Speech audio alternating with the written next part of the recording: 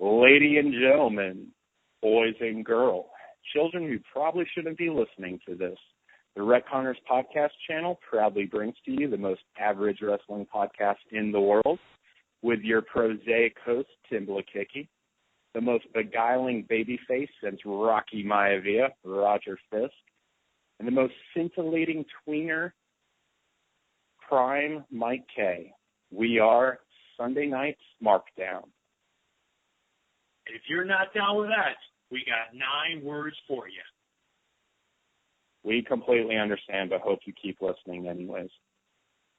Welcome to the first true edition of what we hope will become a weekly podcast. I again am Tim, and with me is Raj and Mike. How's it going, guys? You can't see me because I'm on a podcast. We come to you as the illegitimate bastard offspring of the RetConned podcast, found at facebook.com/RetConned. We can also be found on YouTube on the RetConned channel. We can be blocked on Twitter at RetConners and ignored on Instagram, also at RetConners. All complaints, threats, and trolling can be sent to us via email at retconners@gmail.com, where we will take your advice under consideration and get back to you whenever it is most convenient for us. Now, having had that out of the way, a brief explanation as to what we hope to accomplish week in and week out on this podcast. Myself and Raj, Mike this week, and occasionally one or more of our other RetConners brethren will be jumping in to the past and watching a match which we will review, dissect, comment on, and basically do our best to pretend we know what the hell we're talking about. We make no promises as to the validity of any of this information. We hope to be super casual, and we make no promises on levels of entertainment we might accidentally provide you with. As this is the first podcast in a series, we'd like to take a quick moment to kind of summarize who we are with our fandom, our markdom, and this painfully unimportant personal history that we have with the sport of professional wrestling. We promise to keep this short in case you basically are decided you have better things to do. I myself have been a fan for 27 years. My first live event was at the Ocean Center in Daytona Beach. That card featured a match between Tino Santana and Bad News Brown, the Ultimate Warrior and Andre the Giant in a 10-second squash match, and a main event of the Hart Foundation versus the Rockers. My first pay-per-view was WrestleMania 6, while I sat devastated in the corner in my brand-new Hulk Hogan t-shirt. And from there, I basically grew up with a product that I believe grew up with me. As I hit my teenage years and left behind my toys, the company itself kind of left behind the goofy gimmicks of my childhood. As I hit my teenage years, my adolescent years, the company kind of reflected my sensibilities with the Attitude Era. And this continued into early adulthood with the Ruthless Aggression Era, where we both kind of thought we knew everything we needed to know. I now sit here as a fully formed adult with childlike tendencies, enjoying a product that is now intended to be watched by children again. I believe in kayfabe. I believe the schoolboy is a lethal finisher. And I believe that the only substance in the known world that is harder than vibranium is a Samoan's forehead. Raj? Well put, sir. My name is Raj. My first pay-per-view experience was SummerSlam 1988, the very first inaugural SummerSlam. And I remember I had just moved over from Taiwan, and I had heard about this guy, Hulk Hogan, and I remember there was something stirring inside of me saying, I don't know what it is, but this guy is important. I just felt something that this guy was important, and he had to be watched, and he demanded my attention. And I stuck with wrestling ever since. It is perhaps the one constant in my life that has always been there for me, present company excluded. And my first wrestling match that I can remember was a live event at the San Francisco Cow Palace in 1989. Macho Man Randy Savage, who was world champion at the time, had just turned heel on Hogan, and the main event was Macho versus the Intercontinental Champion, the Ultimate Warrior. And this was just before WrestleMania 5. had I known anything about kayfabe or storylines, I probably would have seen the outcome coming a mile away. I'm a veteran of 7 WrestleManias, hopefully to repeat it in the 100,000 stadium of Dallas, Texas next year. And wrestling is my life, my mistress, my passion. Mike? That sounded hot. Wow. Okay, I got to follow that. Well, mine's not quite as sexy an explanation, but I started watching wrestling probably about 21 years ago. I can remember this Big Boss Man cage match, and I'm pretty sure it was with Hogan, but it was in the old blue, cage. And Raj could probably tell me when the heck that even happened. I think it was on a main event or something. But then when I really started watching... 1989. Okay, so 1989 is the first wrestling match I can remember. But then when I can remember really getting into wrestling was Hulk Hogan was taking on Ric Flair in a retirement match. And this is when I was still totally mark. And I remember being super sad Flair was going to retire. But, of course, I was a Hogan mark. So I was like, yay, Hogan won. And I think that's where the Boogeyman came out initially, too. No, he was still the Man in the Mask at that point. Anyway, though, started getting into wrestling at that point.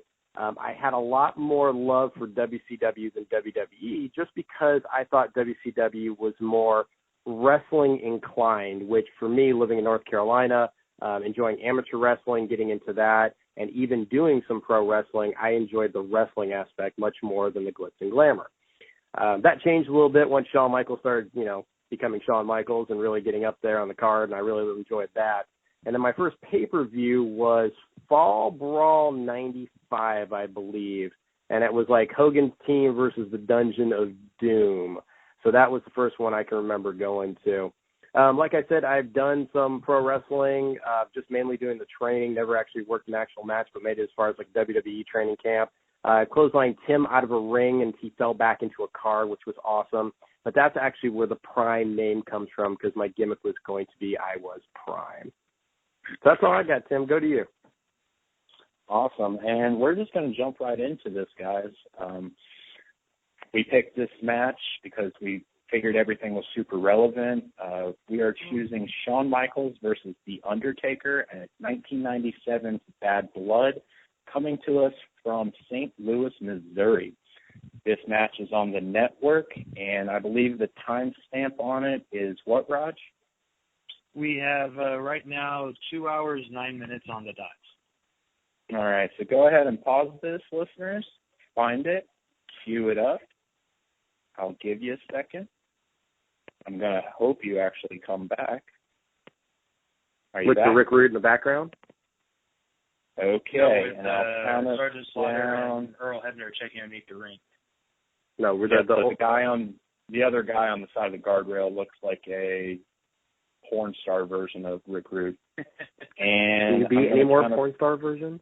Sorry, go ahead. That's true. I'm going to count us down with a 3, 2, 1, play. And we should have Sergeant Slaughter and Earl Hebner looking under the ring. In just doing a little bit of research on this match obviously was set up by a series of events that precipitated before it. If we go all the way back to, I believe, February before Mania 13, I guess we could go all the way back to Mania 12 with Shawn.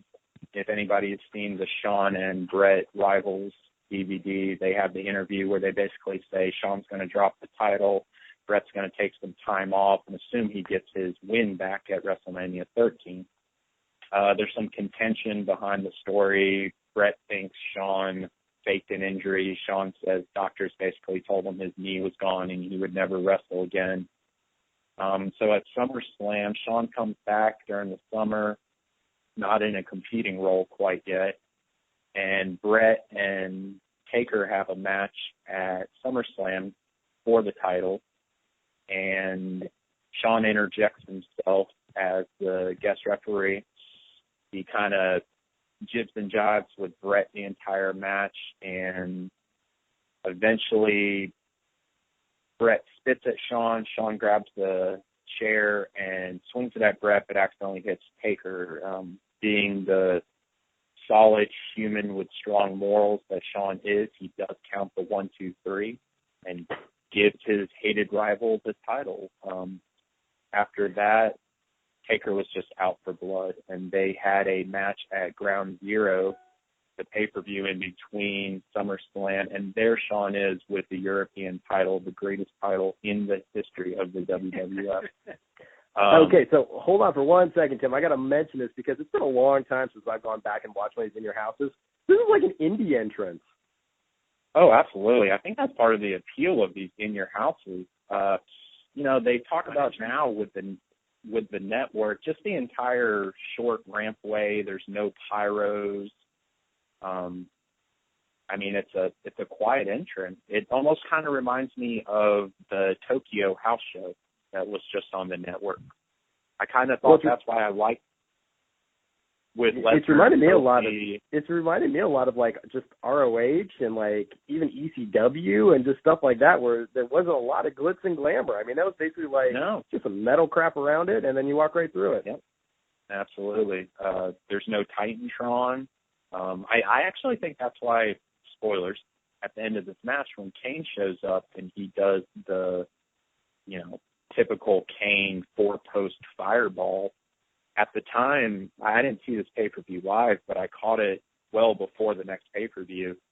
That pyro unto itself was just blinding because there wasn't anything like that at these smaller pay-per-views. So at Ground Zero, Shawn and Taker have a common term would be a bloodlust match. Taker is just out for blood, 100% out for blood. This is the match where Taker comes out first, and before Shawn even hits the ring, Taker just wheels around and knocks the ref out. Shawn's just kind of dumb. Going back real quick to your SummerSlam comment, can you imagine if Brett's timing was off and Shawn did nail Brett instead of Taker, what would they have done then? Shawn would have been so happy with himself, I'd imagine. He'd be like, well, I guess I screwed up here, and what, just leave the ring? Yeah, maybe he would wheel around and super kick Taker, and if Brett rolled over and threw his arm on top of him, count to 3. But that Ground Zero match, that's the one, it was a terrible actual match. There was no technical wrestling throughout that entire match. That match, from what I can remember, was actually the first match I really remember Shawn bumping like Shawn. Taker it's almost reminiscent of that Lesnar-Cena SummerSlam match from a couple of years ago where Taker just literally beats him around for about 15 or 20 minutes. That's also the one where Rick Rude shows up as Shawn's insurance policy and slides him the brass knuckles. Shawn hits Taker with the brass knuckles for possibly his only pin attempt during the entire match. It's also the match where Taker puts his hand down Shawn's pants to get the brass knuckles out. Yeah. I believe 5 or 6 different referees end up getting involved and getting knocked out. Triple H and China obviously get involved. And the entire thing just basically turns into a melee. And on the heels of that is where the idea of this Hell in the Cell came from, was that they needed a cage, because they built it up as a cage. They hadn't described what a Hell in the Cell match actually was yet. And if I'm not mistaken, I believe Jim Cornette is actually the one who, much like Chris Jericho always claims to have invented the Money in the Bank, well, Jim Cornette kind of takes credit for the Hell in the Cell. In some shoot interview he did for a company where he basically said his idea came from, I guess in Memphis, they used to use this chain link fence cage that encompassed the ring and the mat outside the ring. And the ring basically, like spectators would be able to touch the cage itself. And he thought to combine that with the cage that they used in WCW for War Games. So, and I love this part of the match. From WCW. Yeah, WWF needs to bring back War Games so badly. It's the last gimmick match that they haven't really adopted. I love this part of the match already. I feel like it's absolutely setting up Shawn. He's getting locked in. He's doing the like Hunter China touching the cage, kind of realizing that he is now locked in with Taker. So to go back to your War Games comment, I'm totally for War Games, but I hated the two rings because it was always super awkward for them to get in between the two. That's the only part I didn't like about War Games. Yeah, I agree. I went to a fall brawl, I think, in '98, and that it was the one where there was actually three teams. It was NWO Black and White, NWO Wolfpack, and WCW. It's the one where Warrior ends up coming back and killing popping up.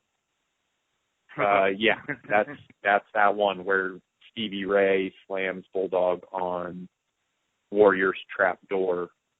That's what it was. Yeah. No. The trap door was already there. Yeah. And during Davey Boy's match, he got slammed into it.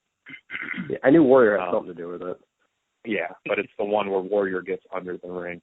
And already Taker is just taking it to Shawn. Like, Shawn's already done his big boot bump. I love that bump. He sells it. I mean, he makes it look harder than it actually is. And like I said, this is really the match where I feel like Shawn kind of introduces his ragdoll physics with bumping. You always hear how Flair could have a good match with a broomstick. Well, I fully believe Shawn could have a good match with any big man in the world. It was just one of his specialties, whether it was like practice with Nash and practice with Sid or whatever it was, but he could make big men look much, much, much better than they actually were. And on this timeline, 97, Taker is not Taker yet. He hadn't figured out that weird combination that he eventually struck on of striking power moves with like a touch of MMA almost thrown in. I felt like that was almost more of like a 2003, 2004 invention of his. See, to me, that's not Taker, though. This is more of Taker. Like, that's more American Badass when he incorporated that kind of stuff. It is. But I feel like that's when I also feel like that's when he started wrestling good wrestlers. That, once he started wrestling Kurt Angle, once he started wrestling Chris Benoit, Eddie Guerrero, like other actual wrestlers, up to this point, probably the best wrestler he'd ever wrestled was Bret Hart. Yeah, this is definitely, his style is just old school big man. There's not much more to it.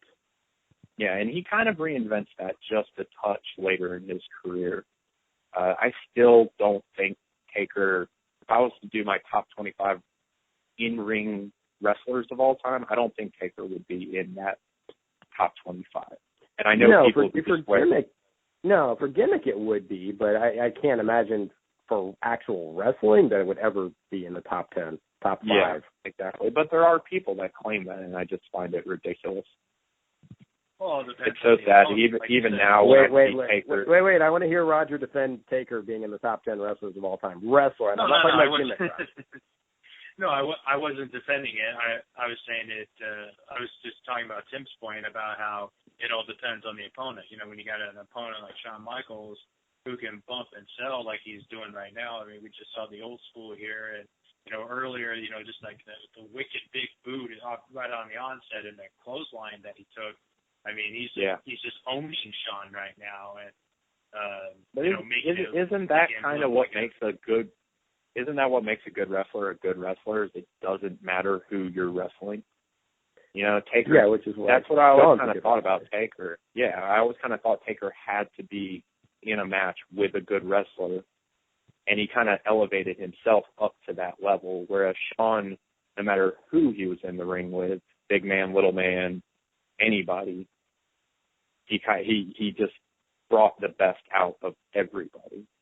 Another thing I found that was super interesting that I didn't realize is this original cage that they're in is only 16 feet high. I think they bill it as 2 tons, and later, whenever they kind of introduced the sell a little bit more and a little bit more, those numbers actually go up a little bit. It becomes a 20-foot cage and 5 tons of steel. It kind of wets the bump Sean takes in my eyes just a little bit, knowing that Foley's was 4 more feet up. Yeah, well, Sean survives. Foley's still just stupid about it. Ah, Jesus. When You see Sean that black didn't fall rose from a second ago? I know it's like I know it happened like about a minute ago, but do you see the black rose on the ground? I wonder if this was still an offshoot of, remember he had like, what did he call them, the creatures of the night, and they would bring that kind of crap? Oh, yeah, that's right. Oh, see the rose right there? Yeah. Mm-hmm. Yeah, it's just interesting. It's just randomly sitting there. It's strange. This pay-per-view was supposed to be Brian Pillman and Goldust, but Pillman was unable to make it. Just on this particular pay-per-view. So what did that have to do with the price of eggs?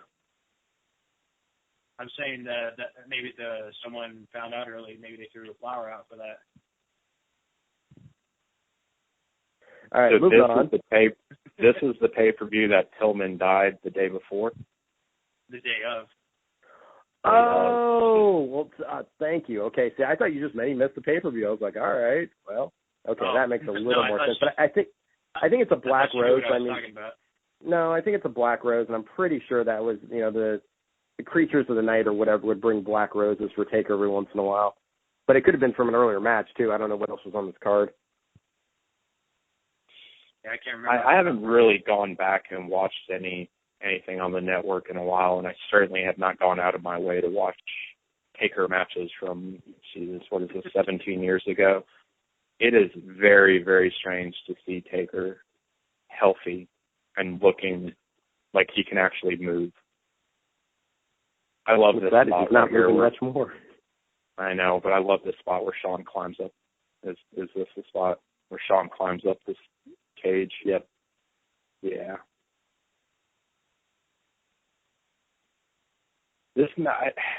I love this match. This is easily, I'm not in my top 10 best matches, but easily my top 5 favorite matches. Right when Sean came back from this I lost my smile thing, I don't know if it's what was happening off camera with the drugs and the drinking and maybe even Vince basically telling him, like, go out there and do whatever you want, but this, like, slime ball heel proto DX character that he develops through this little run up till WrestleMania 14 is still my favorite version of Sean. Just everything he does. Yeah, everything he does is he does to piss people off because he knows in the ring he can get away with it because he can back it up. Well, again, going back to my point, I just enjoy the fact that we had somebody who was more of a wrestler, because I think even then you had kind of the 5 moves of doom, and we've talked about this, but even with the 5 moves of doom, it's what you do in between that really matters, and Sean can work that match. He tells the story from beginning to end. He makes his opponent look like $1 million, even if he doesn't like the guy he's in the ring with.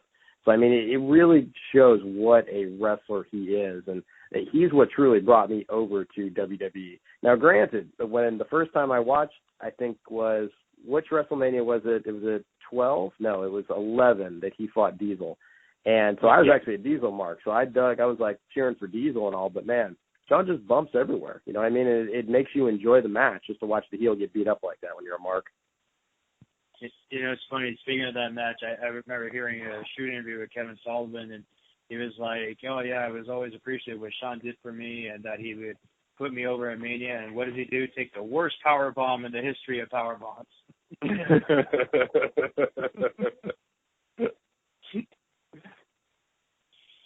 Also going through, I guess, like research and stats for this match, I found that Taker is actually, even though this is supposed to be his match, he's been in 12 cell matches and is only 6-6, where Sean has been in 4 and is 3-1. Yeah, and what's Triple H? Because I think Triple H has actually been in the most and won the most. No, H has only been in 9 and he's won 6. So him and Taker share the lead with 6 victories, but his, I guess, win percentage is much better than Taker's. Shawn actually has the best win percentage of anybody who's been in more than 2 matches. There's several people that have only been in 1, and they won their 1, such as like Kurt Angle was only in 1. He won his 1. Batista was in 2 and won both of them.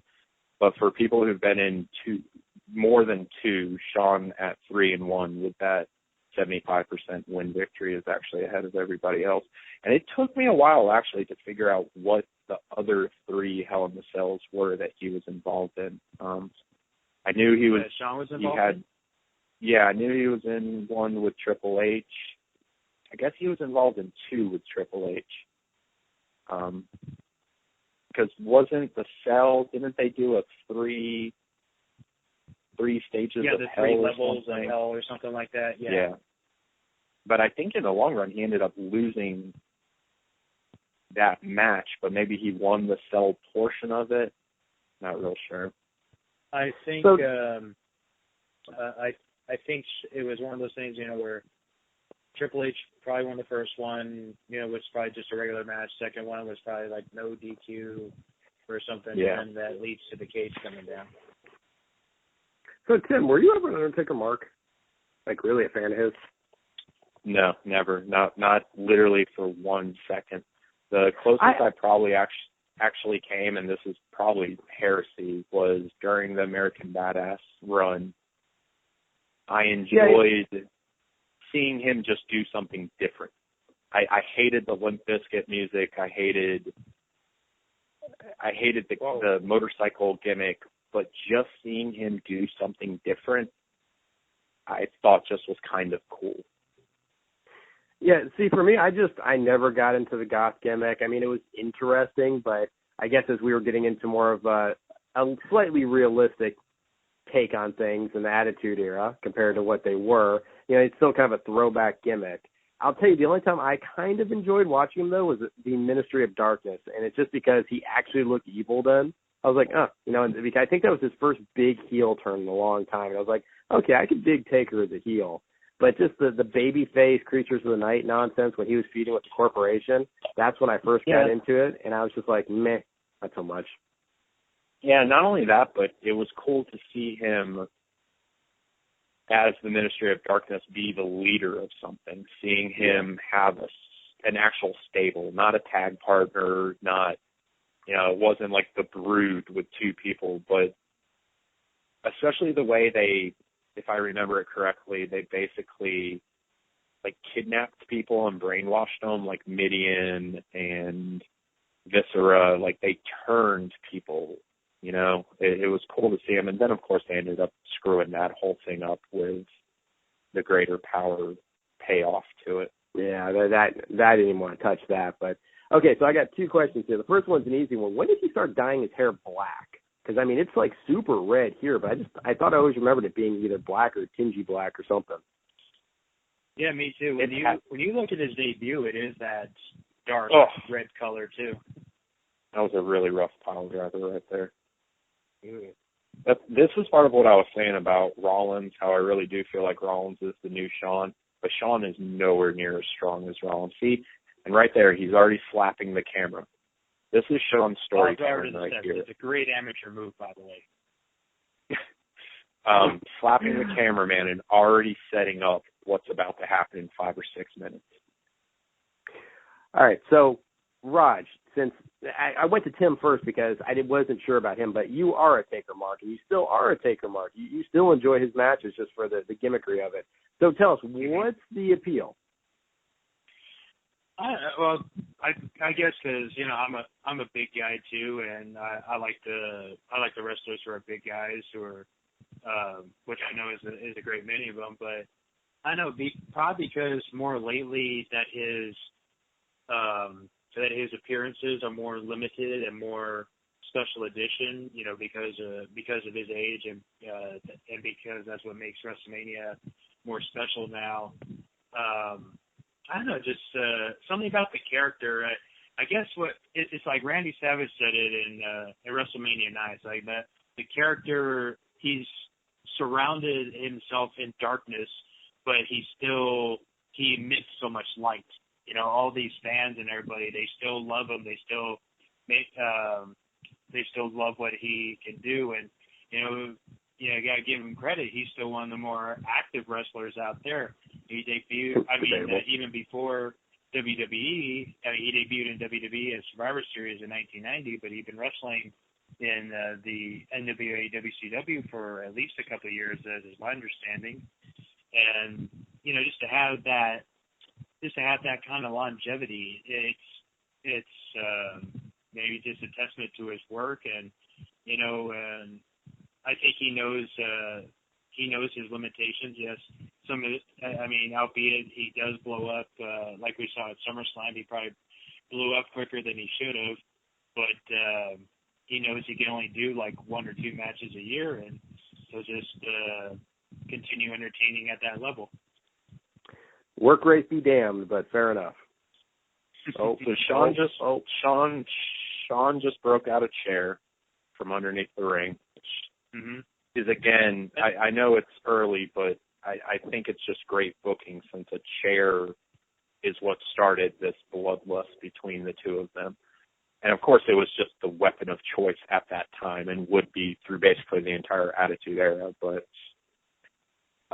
it's so rattling to see these chair shots now. Those shots that he just laid on Taker were just on his back, but in the promo package leading up to this, there's a scene where Taker pops up out of the ring or from under the ring and just cracks Sean over the head with a chair, and it made the fillings in my teeth shake. Like, it just was nuts to see a headshot chair shot again after just, it's been 10 years in the WWE since we've probably seen a good headshot, unprotected, no hands up, like bent chair, Rocky and Mankind sort of chair shot. Man, those are still brutal to watch. They are, but not to go on a tangent, but that match was especially brutal because of his hands behind his back. Foley was pissed at Rock for a long time, like legit pissed at him. He talks about it in the book, so. Yeah, especially with his family in the front row. But, now, I don't know. I follow American football. Oh, I love this. This is when he freaks out on the cameraman. And I follow soccer, and it's all baseball. It's all about concussions nowadays. It's all about head protection. And it's just no wonder you see older wrestlers nowadays go crazy and pass away from what has to be years and years and years of getting concussions, Or drugs, and lots of drugs. Well, that's probably how you got over concussion-like symptoms, Oh, I guarantee. The painkillers that even current wrestlers are addicted to is because they have to go in night after night, and that's the only way they get by, because they're hurting. I wish I never was able to find out. I did a little research on this match before tonight, and the one thing I wanted to find, because I wanted to give a shout-out to him, was who, I'm assuming that's an indie wrestler that is the cameraman, and I couldn't find his name. Okay, so twice the camera's been all kinds of screwy, but it doesn't look like it's from the cameraman who went down or anything. Was that legit? Is that part of the taping, or is it just a bad copy of this? No. I think the wiring got mixed up. No, it's always been like this. The first time that it did it, it was the camera that was shooting, and then I think they did it again, planned, but from the wrong camera. Does that make sense? Yeah. Oh, tip up. Yay! I could do that. Flying forearm. Sean's feeling it now. I always found funny in these no DQ, no holds barred matches is that the referee will still.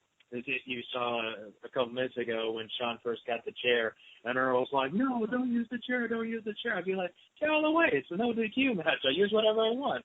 I hit you if I want to."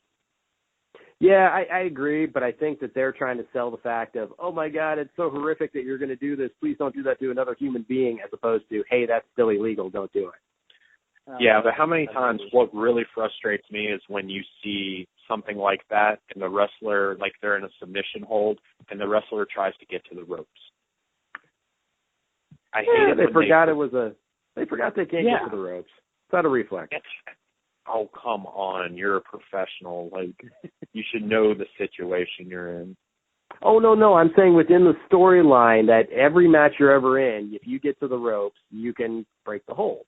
So you're in the I see what you're saying. match. I see what you're saying. And I'm just making this up. I'm just throwing it against the wall. But, I mean, that would be my thought process is you're in these thousands of matches, and all of a sudden you're in this one match where that doesn't work. Oh, you're like, oh, crap. So I love Taker not selling that right there. Yeah.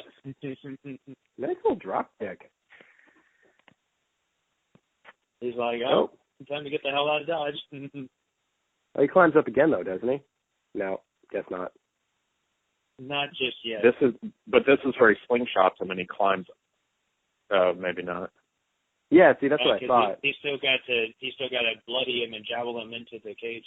Yeah. This used to be part of the opening of Raw. I remember this segment. Yeah.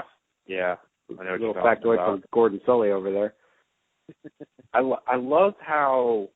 Now there's a great job. Look at that. This is just fantastic looking. How you literally create a match to contain two people.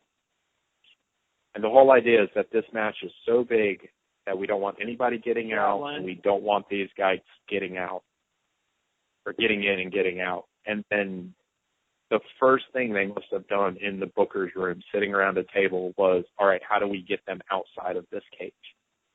And they just came up with a brilliant way. It wasn't have Triple H cut the lock. It wasn't anything nefarious. Like, they came up with a logical way to get that cage door open.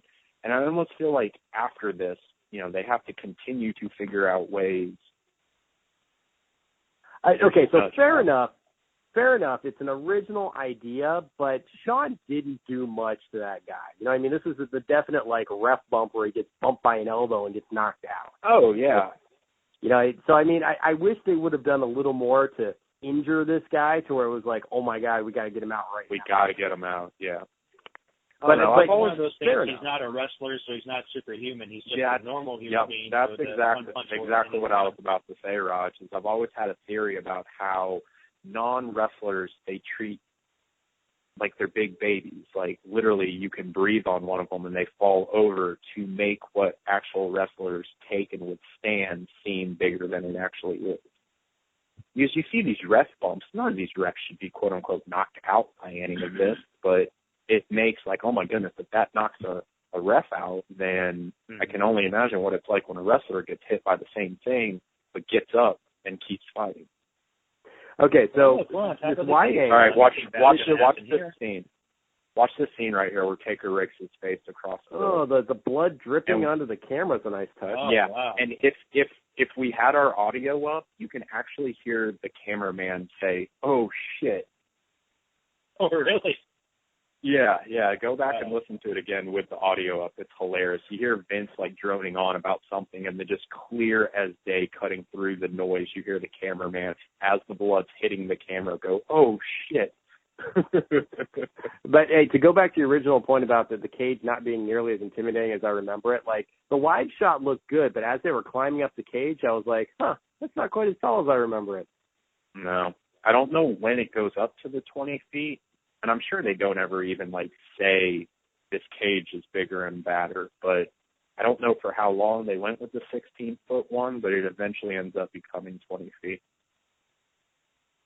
When you guys first watched this, did you ever imagine that somebody was going to fall off this thing the first time? Or did you think it was? I kind of thought that this bump that Shawn's about to take was basically going to be the biggest bump you could perform. Which I think too, yeah. Yeah, if you think about it, this basically is the biggest bump in WWE history up to that point. It's I know Superfly coming off the cage, but it was like an offensive maneuver. and it was just a body splash. But you'd seen people go through tables before, but you never saw somebody come off. Because if you look at it, it's almost like a top of the turnbuckle bump to the outside through a table at the height he was at, because he's actually standing on the bar between the top two sections of the cage. Like the one that Taker's standing on right now, he was basically standing on that and came off of that, and that's about on level with the top turnbuckle. Okay, did you guys just see Sean just dancing to get out of all the cables? The wire wrapped up. Yeah, he was apparently wrapped up in it. He's just dancing. He's kicking it away. And man, that blood, I mean, God, I'm a lot older watching this now, but that's like stomach turning. I can't believe how much blood he's got on his face right now. And like I said earlier, this is really the first time you see Sean bleed like this. Yeah, at Ground Zero, he bled, but I mean, that's like a Ric Flair crimson mask right there.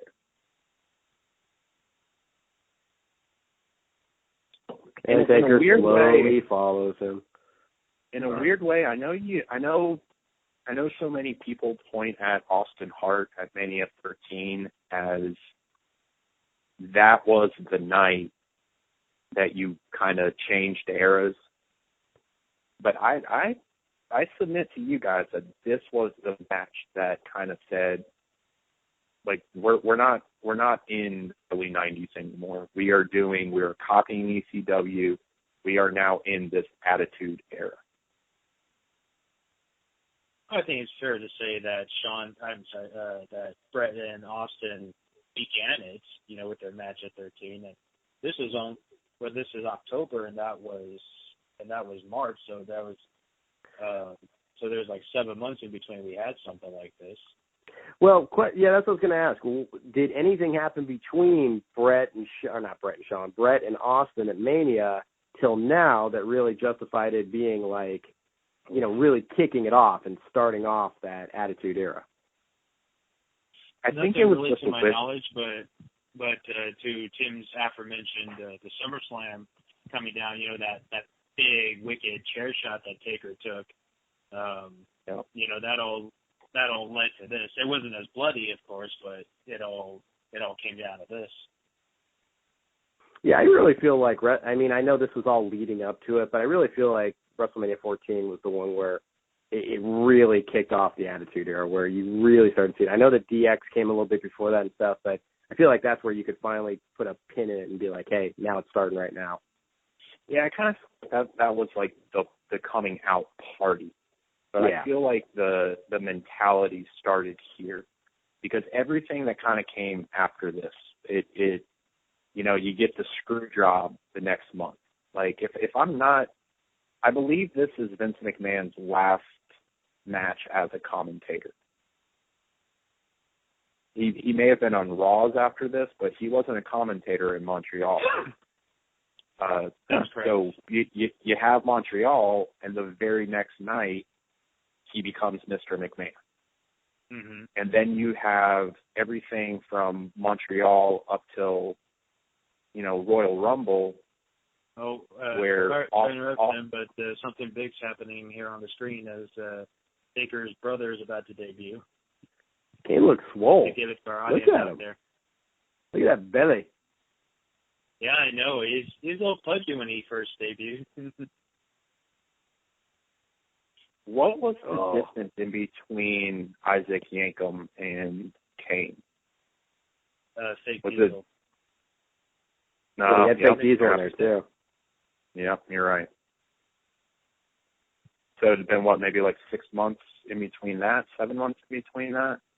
Well, the last time I can remember, like, the big thing that Fake Diesel was in the Royal Rumble earlier that year. He might have been at an In Your House, because there was an In Your House where Fake Diesel and Fake Razor, Fake Diesel and Fake Razor, they challenged for the tag titles. But I don't remember if that was after 97 or what have you. Oh, here's the fire. Whee! You're right, Tim. It just makes it look seem impressive. Yeah.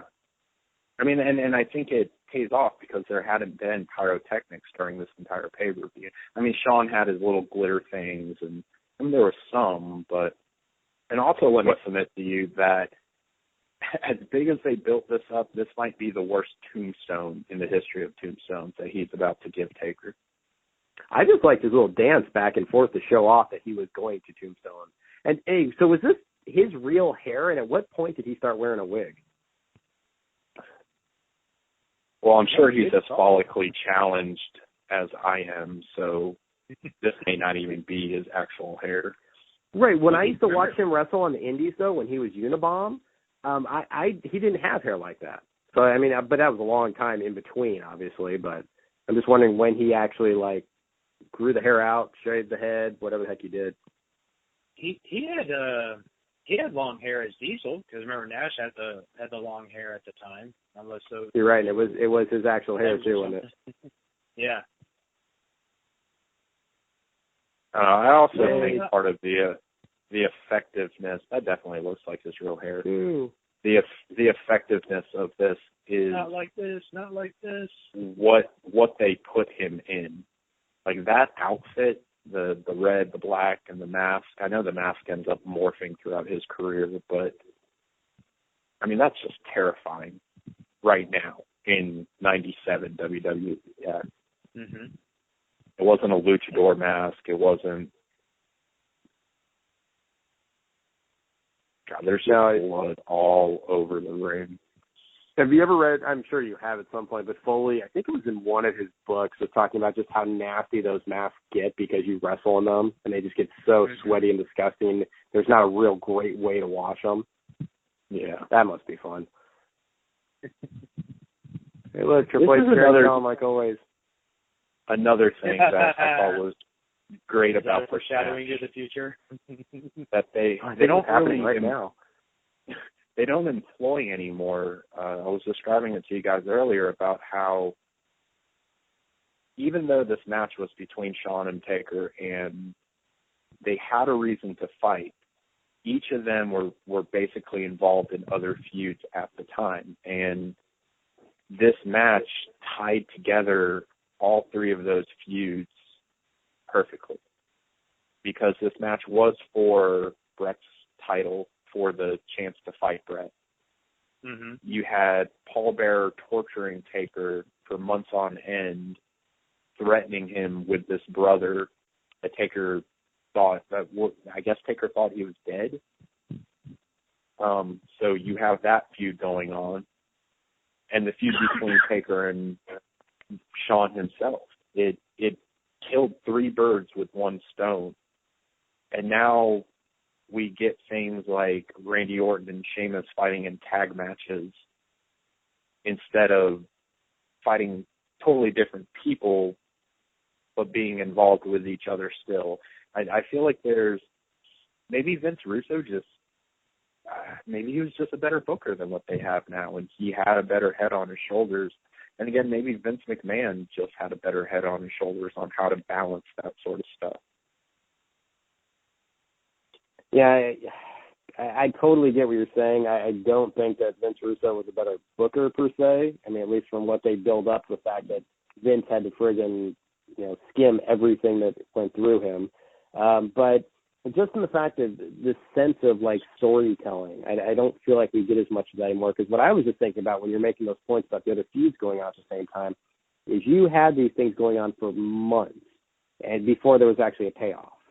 And nowadays it's like, all right, we're 2 weeks out. Let's have Kevin Owens come in and powerbomb Cesaro, and there's your match.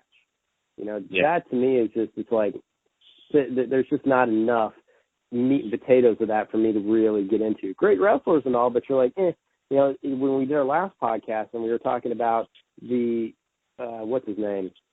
Randy Orton. Sorry, there we go. Randy Orton and Sheamus match. It was just amazing how boring that was to me, not only because of the wrestlers, but there was just not a lot of meat and potatoes behind what they were fighting over. Other than, not only that, but at this time, I think the underrated part of it, the Attitude Era, was how much attention they gave to the mid-card. Like, you had actual mid-card feuds that felt like they meant something. One of my favorite feuds of all time was Triple H and The Rock for the IC title.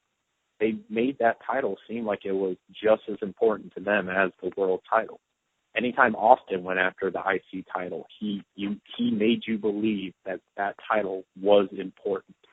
And now Cena just did an amazing job with the U.S. belt, but I mean, nothing's been done with the IC title in forever. You get these mid-carders, even Cesaro and Owens just feels like a empty feud where at the end of it, somebody's going to go over, but it's not going to mean anything. Well, guys, that was the end of the match, and I guess we should go ahead and wrap up this week's edition of Sunday Night Smartdown. You guys got any parting thoughts? Well, just looking forward to how this will build up to the actual Hell in a Cell, which will come up in October right here in the City of Angels. And will it be for the world title? Will Rollins make his debut in the Hell in a Cell match, or is Sting going to make his debut in a Hell in a Cell match? And for me, it just makes me miss Shawn. It makes me miss the days when, we got some good wrestling like from him. And we see, like a little sprinkle of it here and there. We've got Rollins.